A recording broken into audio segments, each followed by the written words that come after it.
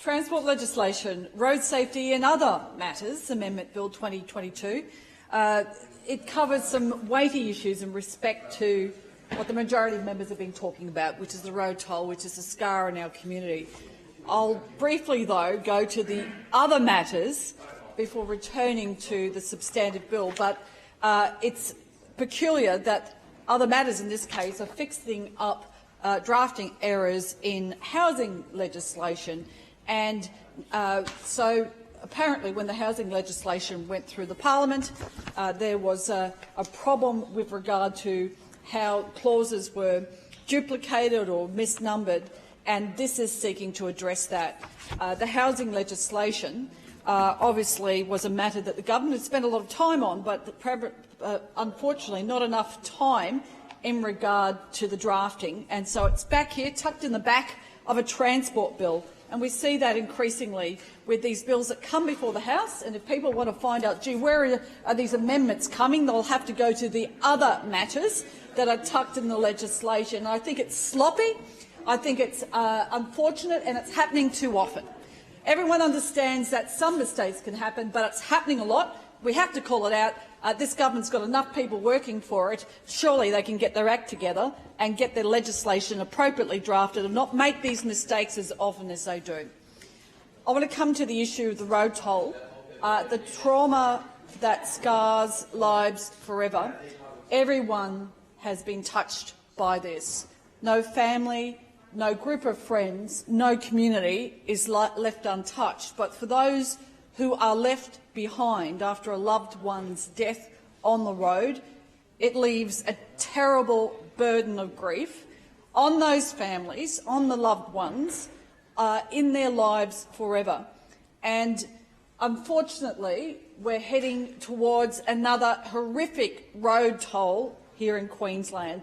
I understand year to date about 200 people have lost their lives. Multiply that across the families who have lost a very dear person from their midst.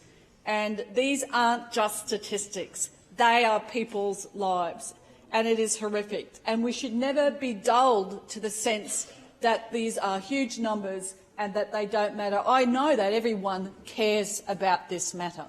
We care about what will make a difference to reduce the road toll and the injury rate, because in addition to those that we see in these stark figures, there are thousands of people who've been maimed, who've been left with injuries that sometimes can be life-altering.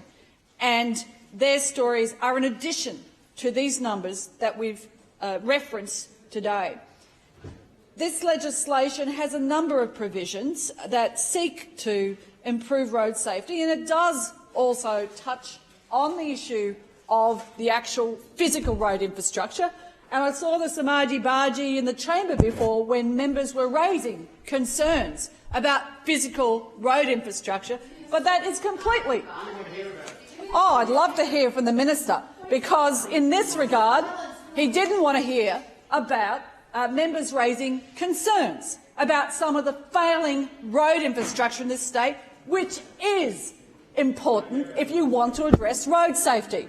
There is a $5.7 billion backlog in road maintenance. This is a road safety issue. It's not an aesthetic thing that you go out and maintain roads to make them look pretty. No, you go out to fix the potholes. Point of order, Deputy Speaker.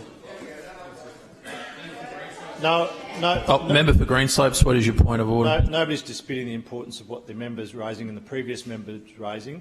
What I am suggesting is that it is completely irrelevant to the long title of this bill, and I'd ask the member to be brought back to the long title. The member for Greenslopes' point of order is correct. I would refer the member for Maroochydore to the long title of the bill, and in particular the last two words, which refer to four particular purposes, which was the advice I provided to the member for Nango before. I would ask that you come back to the long title of the bill. Thank you, Mr Deputy Chair. Mr Deputy Speaker, under Section 117 of the Transport Operations Road Use Management Act, which is referenced in the explanatory notes, it says road funding to improve the safety of the sections of state-controlled roads where accidents most frequently happen. I would put it to this chamber and to the minister. These matters are entirely relevant. They're referenced in the explanatory notes, so we should be able to talk about failures in the road infrastructure when it's referenced in the explanatory notes.